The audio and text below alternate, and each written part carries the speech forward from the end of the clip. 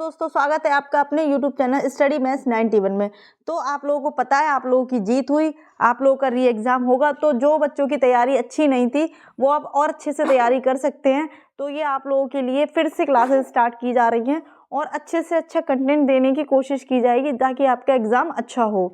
तो चलिए स्टार्ट करते हैं। आज की क्लास है पॉलिटी की, जो आपका संविधान के जो क्वेश्चन आए थे आपके मूल अधिकार से, हर शिफ्ट में पेपर क्वेश्चन आए थे तो आपको उसी से रिलेटेड क्वेश्चन कराए जा रहे हैं। तो चलिए क्लास को स्टार्ट करते हैं। तो पहला क्वेश्चन है कि संघ या संगठन बनाना किस प्रकार का मौलिक अधिकार है। तो बताइए, समता का अधिकार है, समानता का, धार्मिक स्वतंत्रता का अधिकार है, शोषण के विरुद्ध अधिकार है या स्वतंत्रता का अधिकार है।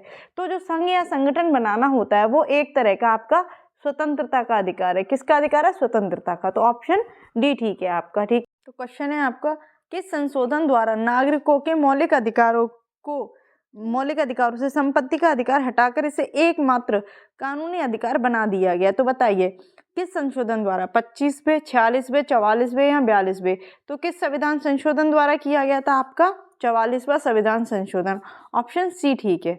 नेक्स्ट क्वेश्चन, संवैधानिक उपचारों का अधिकार है। तो ये इंपॉर्टेंट क्वेश्चन है, बहुत बार पूछा जाता है। संवैधानिक उपचारों का अधिकार कौन सा है? आपका आर्टिकल 32 है। कौन सा है आपका? आर्टिकल 32 यानी कि 32। ठीक है। नेक्स्ट क्वेश्चन, भारत में मौलिक अधिकारों की रक्षा कौन करता है? तो भारत में जो मौलिक अधिकार है हमारे, उसकी रक्षा कौन करता है? विधानसभा करती है, राष्ट्रपति करता है, सर्वोच्च न्यायालय करता है या लोकसभा करती है? तो कौन करता है उसका? हमारा सर्वोच्च न्यायालय। अगर हमारे मौलिक अधिकारों का हनन होता है तो हम सर्वोच्च न्यायालय में याचिका दायर कर सकते हैं। तो इसका ऑप्शन सी ठीक हो गया।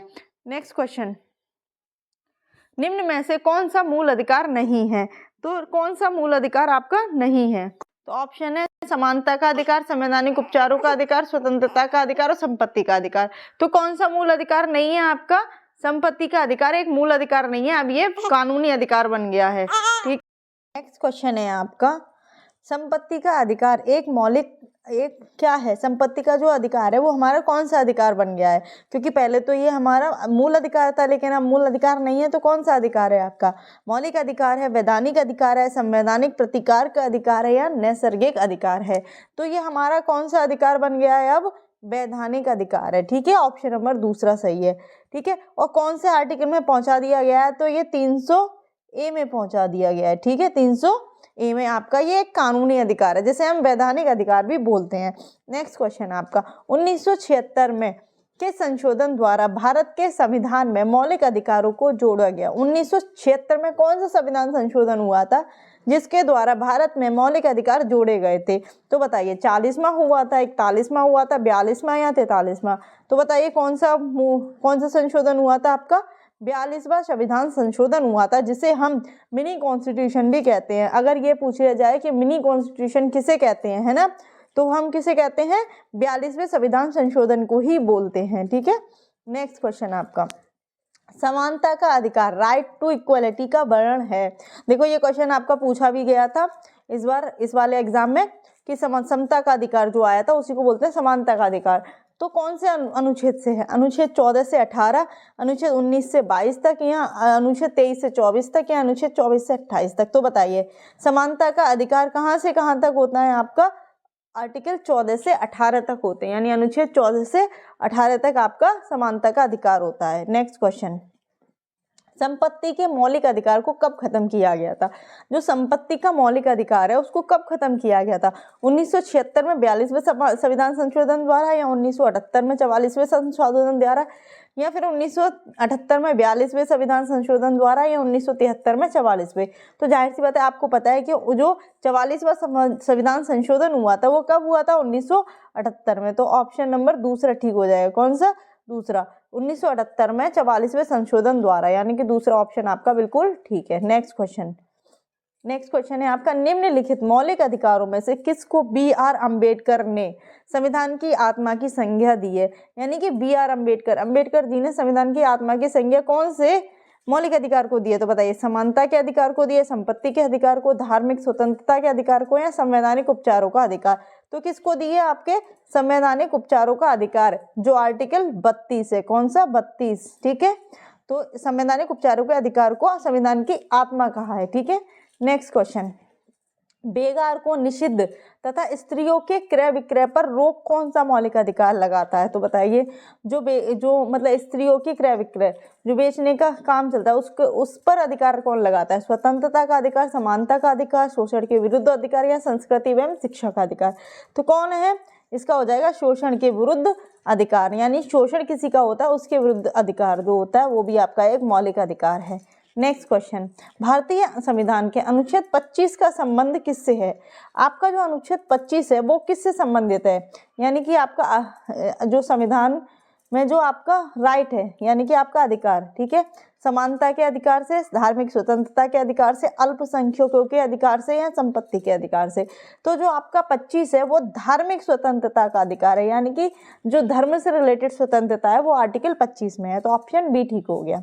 नेक्स्ट क्वेश्चन, भारतीय संविधान में अस्पृश्यता का अंत, यानी कि जो छुआछूत का अंत जो होता है वो किस आर्टिकल में है? ठीक है, आर्टिकल 15 में, अनुच्छेद 16 में, अनुच्छेद 17 में, अनुच्छेद 18 में।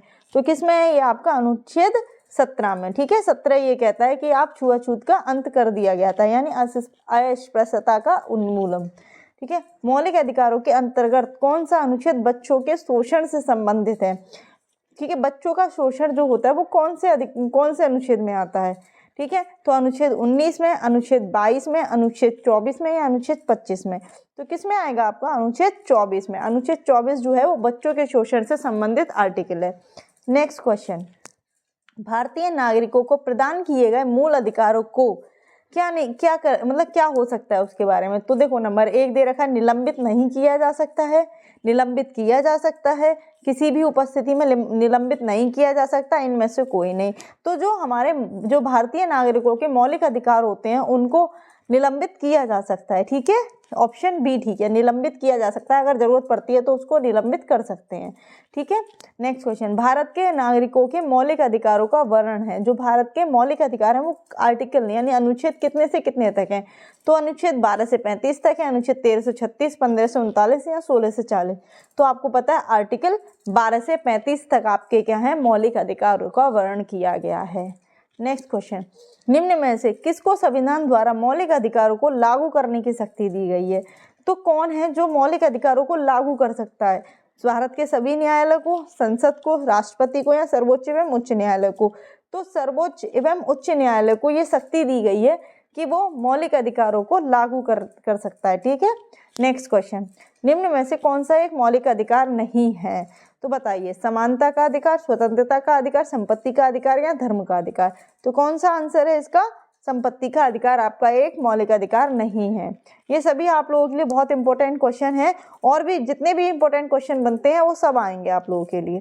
भारतीय संविधान का कौन सा अनुच्छेद प्रेस की स्वतंत्रता को आश्वासित करता है? तो प्रेस की स्वतंत्रता कौन से आर्टिकल में, ये पूछा गया है आपसे। तो आर्टिकल 16 में है, आर्टिकल 19 में है, आर्टिकल 22 में है या आर्टिकल 31 में है? तो किस में है आपकी प्रेस की स्वतंत्रता? आर्टिकल 19 में है। किस में आपकी? आर्टिकल 19 में, ठीक है। प्रेस की स्वतंत्रता आपको आर्टिकल 19 में है। नेक्स्ट क्वेश्चन, मौलिक अधिकार है, जो हमारा मौलिक अधिकार है वो कैसा होता है? बाध्य योग्य होता है, अबाध्य योग्य होता है, लचीले होते हैं या कठोर होते हैं, ठीक है। तो हमारा जो मौलिक अधिकार है वो बाध्य होते हैं, यानी कि उस पर हम जब हमारे मौलिक अधिकार हनन होते हैं तो हम उस पर मतलब याचिका दायर कर सकते हैं, तो वो हमारा कैसा है? बाध्य योग्य है। नेक्स्ट क्वेश्चन है आपका, भारत में नागरिकों के मौलिक अधिकारों में संशोधन कौन कर सकता है? जो हमारे मौलिक अधिकार होते हैं उसमें संशोधन कौन कर सकता है? ठीक है, लोकसभा कर सकती है, राज्यसभा कर सकती है, संसद कर सकती है, सर्वोच्च न्यायालय। तो हमारे जो मौलिक अधिकार हैं संशोधन तो संसद कर सकती है। कौन? ये अधिकार संशोधन संसद को है, ठीक है। तो ऑप्शन सी आपका ठीक हो जाएगा। नेक्स्ट क्वेश्चन, भारतीय संविधान के निम्नलिखित अनुच्छेदों में से कौन सा उस मूल अधिकार से संबंधित है जो उन्हें उपलब्ध भी है जो कि भारत के नागरिक नहीं है? यानी कि जो भारत के नागरिक नहीं है और भारत के नागरिक हैं और भारत के नागरिक नहीं है, दोनों के लिए कौन सा आर्टिकल है जो मतलब लागू होता है? तो अनुच्छेद 15, अनुच्छेद 16 या अनुच्छेद 14 या अनुच्छेद 30? तो जो अनुच्छेद 14 है वो दोनों के लिए, गैर भारतीयों के लिए भी है और जो हमारे भारतीय उनके लिए भी, यानी कि जो भारत के नागरिक नहीं है और भारत में है तो उनके लिए आर्टिकल 14 है। नेक्स्ट क्वेश्चन, भारतीय संविधान निम्न में से कौन सा अधिकार प्रदान नहीं करता है? तो भारतीय जो संविधान है कौन सा अधिकार प्रदान नहीं करता है? समान आवास का अधिकार, समानता का अधिकार, धर्म पालन का अधिकार या स्वतंत्रता का? तो देखो, समानता का अधिकार भी देता है, धर्म पालन यानी अपने धर्म का पालन कर सकते हैं, स्वतंत्रता कौन सा? समान आवास। देखो, किसी के पास जरूरी नहीं है एक से आवास हो, किसी के पास कैसा घर है, किसी के पास कैसा घर है, तो ऑप्शन ए बिल्कुल ठीक है, ये हमारा मौलिक अधिकार नहीं है। 6 वर्ष की आयु से 14 वर्ष की आयु के सभी, ये इंपॉर्टेंट क्वेश्चन है, सभी बच्चों यानी शिशुओं को शिक्षा का अधिकार है। ये कैसा अधिकार है आपका? राज्य के नीति निर्देशक सिद्धांतों में सम्मिलित है, मूल अधिकार है या संविधिक अधिकार है या उपयोग में से कोई नहीं? तो ये कैसा है? हमारा एक मूल अधिकार है कि 6 से 14 वर्ष की आयु के सभी बच्चों को शिक्षा का अधिकार होना चाहिए, जो 21A में हो गया है। ठीक है, किसमें? 21A में। ठीक है, नेक्स्ट क्वेश्चन, संविधान के अंतर्गत मूल अधिकारों का संरक्षक कौन है? मतलब हमारे जो मूल अधिकार है उनकी रक्षा कौन करता है? ठीक है, कौन करता है? संसद करती है, राष्ट्रपति या सर्वोच्च न्यायालय या मंत्रिमंडल? तो कौन करता है हमारे अधिकारों की रक्षा? सर्वोच्च न्यायालय करता है, ऑप्शन सी ठीक है।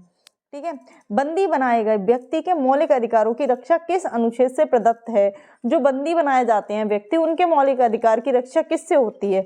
आर्टिकल 15 से, आर्टिकल 17 से, आर्टिकल 21 से या आर्टिकल 22 से? तो किससे होगी? आर्टिकल 22 से। ठीक है, किससे होगी? आर्टिकल 22 से।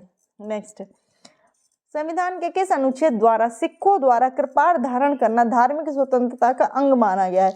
तो धर्म की स्वतंत्रता का आपका कौन सा अनुच्छेद है? आपको पता ही होगा, ये तो बच्चों से रिलेटेड हो गया। तो धर्म की स्वतंत्रता का कौन सा है आपका अनुच्छेद?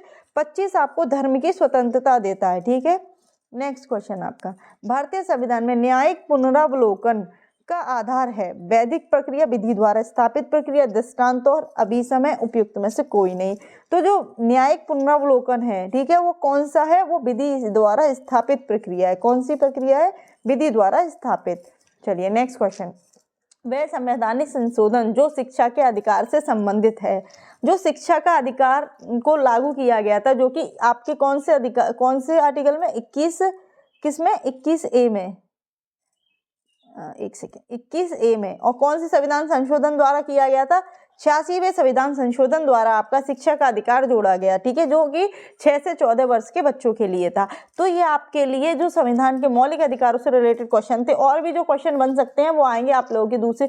तो आपके लिए इंपॉर्टेंट क्लासेस होती रहेंगी, जो भी जरूरी हैं सारी स्टार्टिंग से क्लासेस ली जाएंगी। तो क्लासेस को जरूर देखें और चैनल को सब्सक्राइब कर लें, ताकि आप लोगों के पास नोटिफिकेशन आ सके। ठीक है, तो आज की क्लास के लिए इतना ही। जय हिंद।